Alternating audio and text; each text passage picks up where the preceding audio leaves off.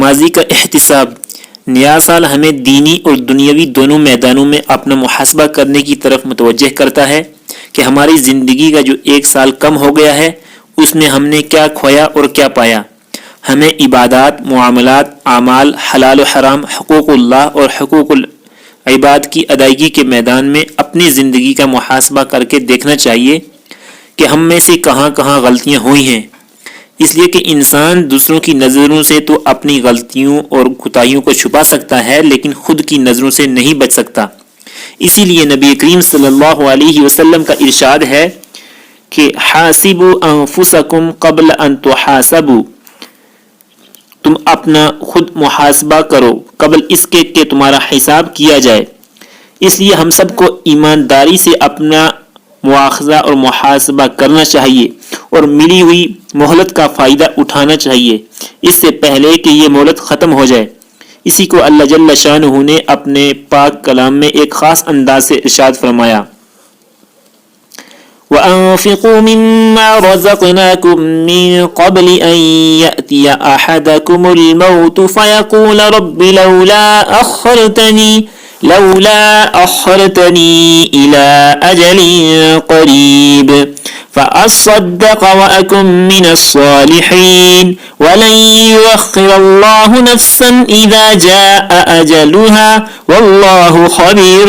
بِمَا تَعْمَلُونَ۔ اور جو کچھ ہم نے تمہیں دے رکھا ہے اس میں سے ہماری راہ میں اس سے پہلے خرچ کرو کہ تم میں سے کسی کو موت آ جائے تو وہ کہنے لگے، اے میرے پروردگار،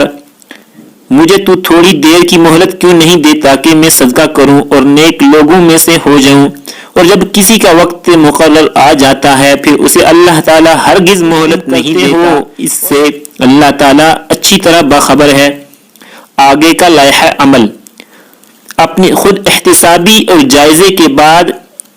اس کے تجربات کی روشنی میں بہترین مستقبل کی تعمیر اور تشکیل کے منصوبے میں منہمک ہونا ہوگا کہ کیا ہماری کمزوریاں رہیں اور ان کو کس طرح دور کیا جا سکتا ہے،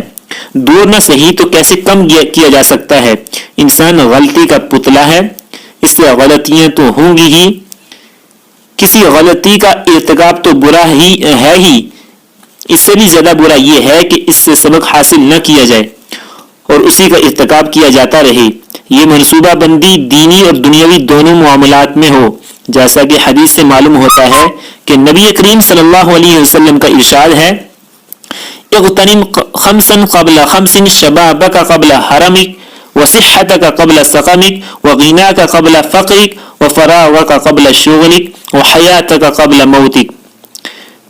5 چیزوں سے پہلے 5 چیزوں کو غنیمت جان لو، اپنی جوانی کو بڑھاپے سے پہلے، اپنی صحت و تندرستی کو بیماری سے پہلے، اپنی مالداری کو فقر و فاقہ سے پہلے، اپنے خالی اوقات کو مشغولیت سے پہلے، اپنی زندگی کو موت سے پہلے۔ آخرت کی زندگی کی کامیابی اور ناکامی کا دار و مدار اسی دنیا کے اعمال پر منحصر ہے، جیسا کہ ارشاد ربانی ہے، وَأَن لَّيْسَ لِلْإِنسَانِ إِلَّا مَا سَعَىٰ وَأَنَّ سَعْيَهُ سَوْفَ يُرَىٰ ثُمَّ يُجْزَاهُ الْجَزَاءَ الْأَوْفَىٰ۔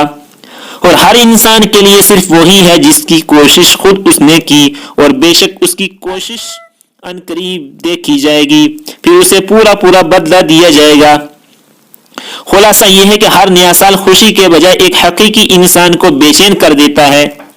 اس لیے کہ اس کو اس بات کا احساس ہوتا ہے کہ میری عمر رفتہ رفتہ کم ہو رہی ہے اور برف کی طرح پگھل رہی ہے۔ وہ کس بات پر خوشی منائے، بلکہ اس سے پہلے کہ زندگی کا سورج ہمیشہ کے لیے غروب ہو جائے، کچھ کر لینے کی تمنا اس کو بےقرار کر دیتی ہے۔ اس کے پاس وقت کم اور کام زیادہ ہوتا ہے۔ ہمارے لیے نیا سال وقتی لذت یا خوشی کا وقت نہیں، بلکہ گزرتے ہوئے وقت کی قدر کرتے ہوئے آنے والے لمحات زندگی کا صحیح استعمال کرنے کے عزم و ارادے کا موقع ہے، اور اثر نو اعضاء کو بلند کرنے اور حوصلوں کو پروان چڑھانے کا وقت ہے۔ جو لوگ وقت کو سستی اور بے قیمت چیز سمجھتے ہیں،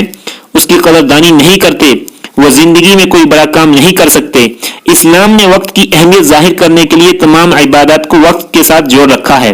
نمازوں کے اوقات مقرر ہیں، روزہ متعین وقت سے شروع ہوتا ہے اور متعین وقت پر ختم ہوتا ہے، حج کے افعال متعین ایام و اوقات میں انجام دیے جاتے ہیں، قربانی بھی متعین دنوں میں ہوتی ہے، زکوٰۃ میں بھی مال پر 1 سال گزرنے کا وقت مقرر کیا گیا ہے، اور شریعت میں کتنے ہی احکام ہیں جو وقت سے مربوط ہیں، لیکن افسوس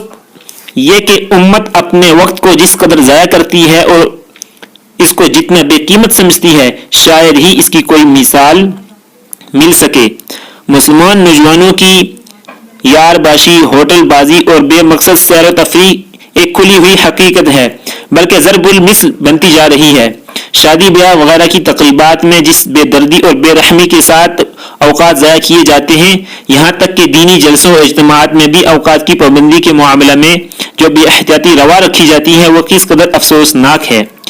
ہم عزم مصمم کریں کہ وقت کی پوری قدردانی کریں گے اور اپنے ایک ایک لمحہ کو ضائع ہونے سے بچائیں گے۔ اگر ہم سب اس کا عزم کریں اور اپنے آپ کو اس پر قائم رکھیں تو کون ہے جو اس امت مرحومہ کی سربلندی کو روک سکے۔ وآخر دعوانا الحمد للہ رب العالمین۔